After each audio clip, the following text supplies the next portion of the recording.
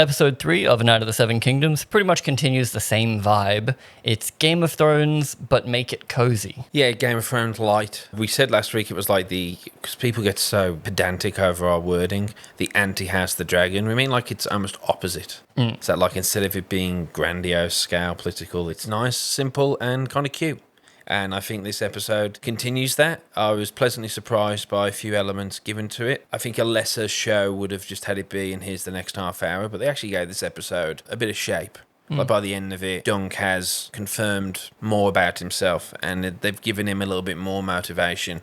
Him at the end going, I'm going to do this because, he's just spent the day witnessing knights and lords not really living up to his, expectations. So he goes, Arlen fought well. He did everything right. He looked after me as best as he could. I want to do right by him. And, I'm his legacy. And that's something that, at least in the book, I don't think Dunk comes to a realisation of. Okay. I think Dunk is just being very practical of, I need to just get in the lists and hopefully make something of myself. Yes. It makes everything that's about to happen with Dunk a lot stronger, like the decisions he's going to make. I think they've definitely stayed true to George, where in the book we only ever hear the rosy-tinted memories of Arlen. In here, I think, which is true to George's work, is that he maybe had a few rough edges that when Dunk is telling people he might smooth over. That is an interesting thing, that they spent some of this episode shaping his mentor not as such a bad person. Like, the episode kind of put him in a bit of a bad light. The first one did. Yeah, clipping him around the ears, not wanting him to be a knight more so, whereas this one, they definitely show a more fatherly aspect to him, which was good because obviously Duncan's a good person. So you'd expect his dad to at least be not the worst person still ever. Solid morals in him. Yes, and they're definitely focusing on character way more than plot. I assume there's more coming from someone that hasn't read the book. I love Dunk. Egg is fantastic as well. I like the story that we're doing, but the stakes are incredibly low. Yes, they're big for him. What he's going through, it's all or nothing. So, he's given up his horse. He's buying the armor, so if he doesn't succeed, then he can't pay the armorer. He's down and out if he loses tomorrow, basically. If only he had a rich friend. I really hope there's more to come, just because I want this season to feel satisfying for people, and I want it to kind of culminate well, because I don't want people to get bored on the way there. Yeah, because the journey really, it's about Sir Dunk figuring out what a knight is and what kind of knight he wants to be. Yes. So right now he's thinking about being taken up by a great lord or something. He's just thinking in that practical sense. But on the opening, last episode we got shit, and this episode, either the actor has a giant Definitely cock, prosthetic, but a borderline comically large cock. I mean, what do you mean? What do you mean? I thought it was.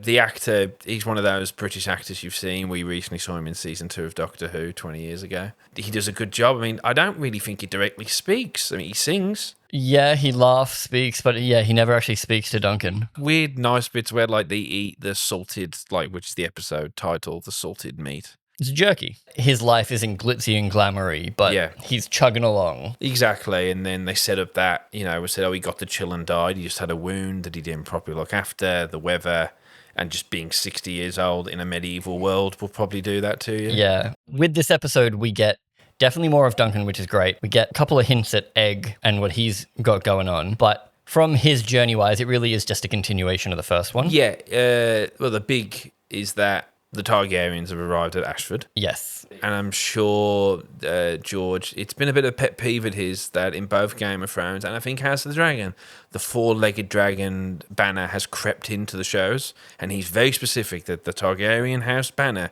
is 2 legs. Right. Because his dragons only have 2 back legs. So does it have 2 legs in this one? Yeah, 2 back legs and wings. It's because him and Ira Parker are besties. The introduction to them, again, on the character focus over plot, the characters, so good. Immediately, Baelor Breakspear, the king-to-be, such a good king. Well, king-to-be, so likable. Hand of the king, heir to the throne. They very conveniently have heralds that announce them when they enter. Thank you very much. Oh, and his brother Maekar. Yes. I don't even think they say Prince Maekar. It's just, his brother Maekar's here.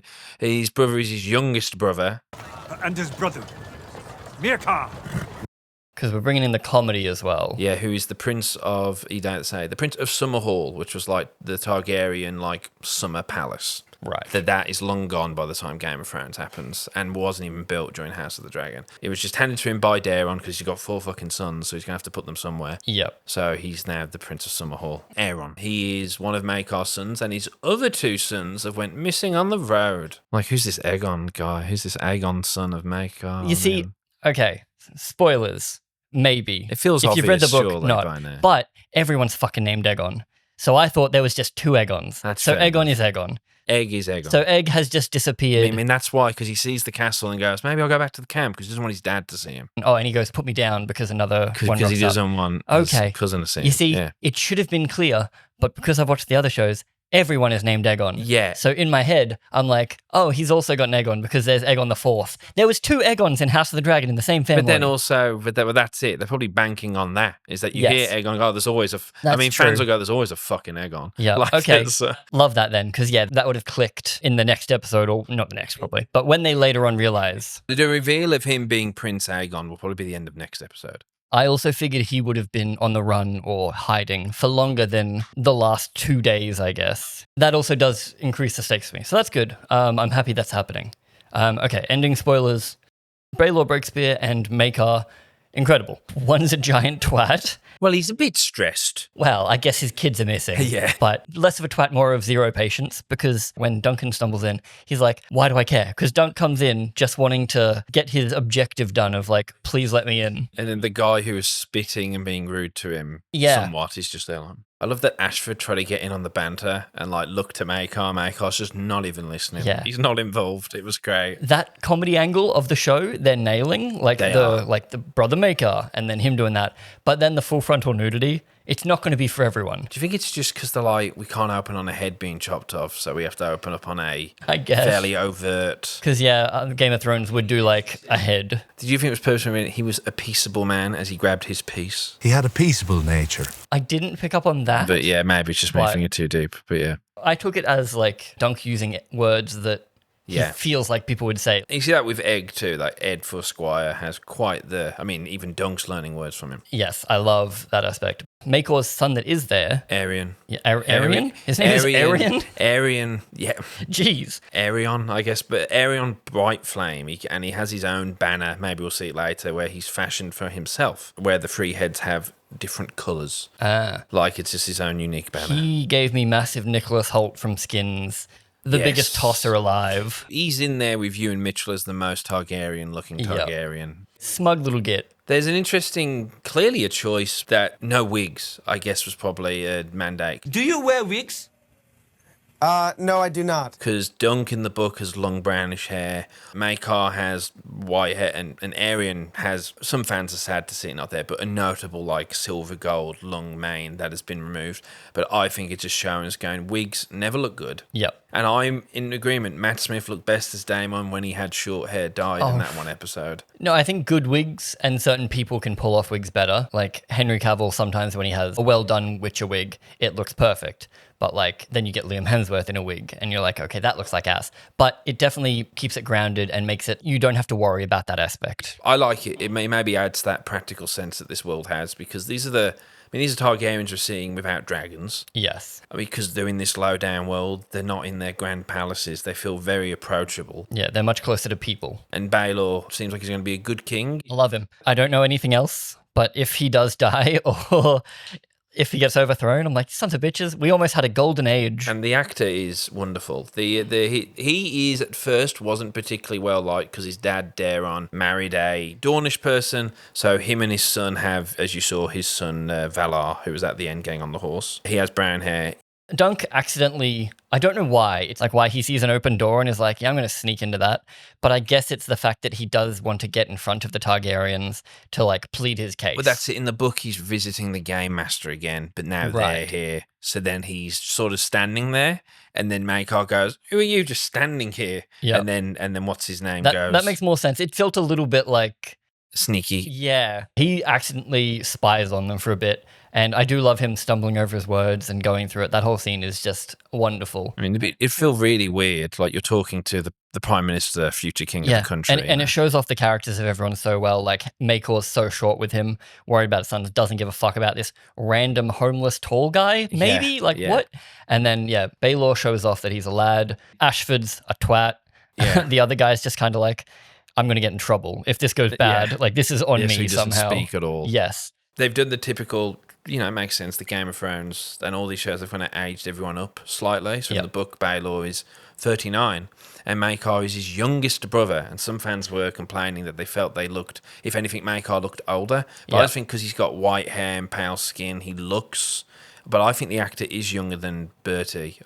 But they're all about 10, 15 years older than their book counterparts. From just a viewer perspective, Doesn't really I'm on matter. board with it because you've got the son that has to be a certain age, and then it's easier as well for casting. I mean, Ned is like 35. Oh, yeah. John and Rob are 14. Daenerys is 12. If you can't get past that, then yeah. I don't think the general public gives it anywhere near at flying fuck at all. Exactly. He does actually get accepted. He gets into the tournament because Baelor, again, wonderful guy. The only prerequisite is you need a new banner because that's not very cool. Like, you're not allowed to use that. So he goes off, and that gives him a little moment with his new girlfriend, maybe. But before all that, we get Duncan saving the cat again, which is just like, he's nice to a horse that kicks the shit out of someone. There's 2 moments in this where he's really good to a horse, which if you already weren't endeared to him, you love him now. He's been dealing with horses all his life, so it makes sense. And it's the whole gentle giant thing. Yeah. So like, horses will lash out, they'll kick you in the head, but most of the time, gentle and huge, which is what he is, I guess. The Kingsguard. We've heard praise for the Kingsguard armor. Yeah, I was very happy. It's the most true to the book white armor of the Kingsguard. And it feels real to me. It feels like armor that they've like ashed, basically. I like the dragon scales. This obviously it's because the Targaryens came up with this concept. Yeah. So it persists for now, at least. Exactly. And it makes sense that, I mean, you can just explain that they redesigned the armor in between now in House of the Dragon and now in Game of Thrones. Game of Thrones, you're like, they wanted to pull it further away from the Targaryens. Exactly. So he added some Baratheon yellow. Exactly. And I think it looks, it also works for this environment that they stand out. Like, it's such a brownish. Immediately looked cool. As soon as they popped up, I'm like, fuck, I want white armor. And the actors look like, particularly the one who's just a humble son of a crabber, has that kind of like, I hope we all look like that when we're like in our mid-40s to 50s. Oh, yes. Still look cool.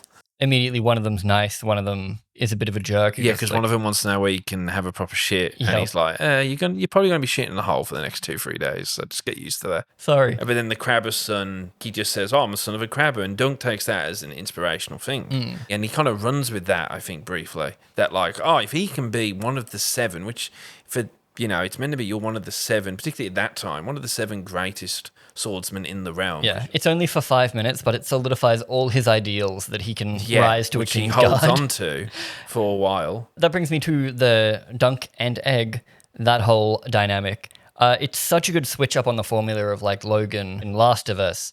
Everything that does that kind of thing, Mandalorian, it's a 50-50 role switch. Like, you get the young person is actually way smarter, way more eloquent, way more worldly than their big luggy protector. He's got the practical knowledge. In God of War, Atreus knows all the history because he learnt from his mum. Yeah. But then Kratos has that. I guess the dad's more of like a gruff luggy thing, but it's still gruff guy, innocent kid. Where in this, it's like they're both innocent in different ways. Yeah, exactly, which I like. Yeah, it's a great dynamic, especially because it puts them much more equal. It's mates, not father and son. It puts them super equal in that regard. Because all the others you can definitely say father-son or father-daughter, whereas here they're ribbing each other over drinks. And in the book, they're only like 6 years apart. It's like Dunk's 17, 18, Egg is 11. The casting's so fucking good.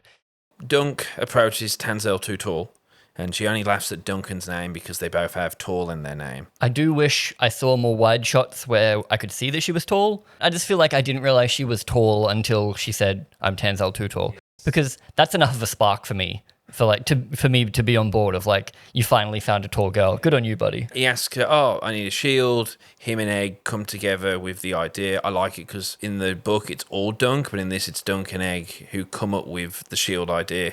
And then Egg covers Dunk with you're not too tall, you're just right size for puppets. He goes, yeah, puppets. But you can tell that all 3 of them are like, Yeah, and then that continues on later when they're sitting at the bench, and I love because he's sitting normally and Egg's sitting on the table.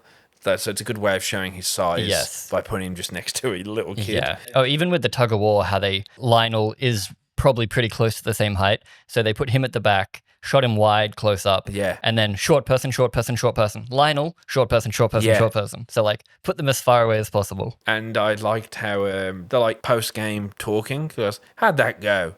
Well, it's like, I mean, you're, what do you say, compatible or relatable? You are both gigantic. It gives you a commonality. And there's a moment where he goes, such and such is the son of a crabber. And he goes, his dad owns all the crabbing boats, or like at least half the crab. So it's like, yeah, son of a crabber, but he's like a very rich merchant, probably richer than some lords. And it absolutely shatters Dunk. And then he's like, how do you know that? And he's like, I like fishing. But we know it's not that. There's a bit though where Dunk says something, bewilders Egg, and Egg has like that meme. It's so good. So that bit, during their post hitting on a girl debrief, Egg talks about whether he can actually be a knight one day. He's like, oh, I'm too small for a knight. People always call me small. And then Dunk goes, people always used to call me stupid. And then Egg sitting there expecting like a moral lesson, because I assume he grew up with teachers and everything, but also just in general. Usually when you bring up a story. You're going to say, oh, people used to call me that, but... Yes. And then he just goes quiet. And then Egg's like... Dunk drank and said, I'm not subscribed to Bergenbeard. And that's why Egg was like, everyone's subscribed to Bergenbeard. So Lionel... just an excuse to touch Dunk's ass, I guess. Like, people quite like it. I've noticed online that we got Lionel shippers? has a little, like... Yeah, some people love that after their little, like, kind of pushy, shovey thing, Dunk's then wearing his crown. So, yeah, they're having a tug of war. Yeah. Egg is there for moral support. I love it. He like gets up on the rope for a bit there. And then Lionel has a comedic, I'll be back in a minute. And like he goes, gets a drink, comes in and wins at the very, and like takes the glory at the last second. Yes, exactly. And you could tell he's going to come back and be so happy. Yeah. But But everyone was happy and people like smacking Dunk around. So like they're showing the good side of it because we're about to go into the bad side of, or I guess the terrifying reality of the world. Yes. That they have the opening ceremony for the jousting tournament and people are getting the shit beaten out of them immediately. Dunk stands there watching all these people get absolutely battered. Because you've never actually done jousting before. Yeah, and being a big lad doesn't always help you in jousting. That's more of a Exactly. different kind of tourney thing. So he's like, I might get flattened. So he's worried about that. But then Egg is watching on Dunk's shoulders, incredibly adorable. And then he sees the squire throw a lance to his knight. He looks at his hands and he's like, I'm not going to be able to do that. And that's why I thought he said, put me down, because he was also having a couple of palpitations, being like, my knight is going to need me to throw a lance. I'm 3 feet tall. But if you go back to our spoiler section, that's why he was actually panicked, because he was looking at particular people in the crowd that might be able to recognize a child. Was he always bald? Just questioning. Daemon the Dreamer, his brother, who doesn't much care for fighting and much cares for drinking, was ordered by Maekar to go be in the lists because Maekar wants tough boys, and Daeron, whatever his name is his eldest son. He wants his eldest son to be cool and badass. But he's not, he's a drinker. So he orders him to go to Ashford and I'll meet you there. Yep, take your youngest brother. And your brother's going to be your squire.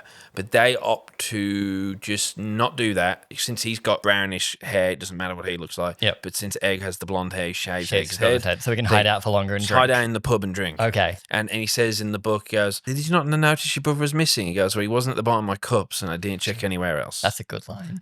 So I'm sure they'll use that. So that'll be part of the reveal. Yeah, that's cool. I like that. Well, it ends with Dunk reaffirming that he's doing this for the memory of Sir Arlen. And I like that. He's had a whole day of he spoke with the highest of highs. And I did like, after the joust, Egg's there whipping and he goes... The Blackfire. And because the Blackfires did not exist when he wrote the first book, when he wrote the first story. So just having them here, it helps just properly contextualize the world. And it's also who is Egg?